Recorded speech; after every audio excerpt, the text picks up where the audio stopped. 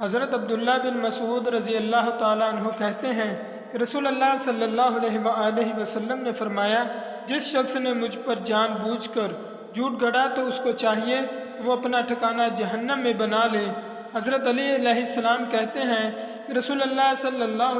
علیہ وسلم نے فرمایا، مجھ پر جھوٹ نہ باندھو، اس لیے کہ مجھ پر جھوٹ باندھنا جہنم میں داخل کرتا ہے۔ حضرت ابو ہریرہ رضی اللہ تعالی عنہ کہتے ہیں کہ رسول اللہ صلی اللہ علیہ وسلم نے فرمایا، جو شخص گڑھ کر میری طرف ایسی بات منسوب کرے جو میں نے نہیں کہی ہے تو وہ اپنا ٹھکانہ جہنم میں بنا لے۔ ابو قتادہ رضی اللہ تعالی عنہ کہتے ہیں کہ میں نے رسول اللہ صلی اللہ علیہ وسلم کو اس منبر پر فرماتے سنا، تم مجھ سے زیادہ حدیثیں بیان کرنے سے بچو، اگر کوئی میرے حوالے سے کوئی بات کہے تو وہ صحیح اور سچ کہے،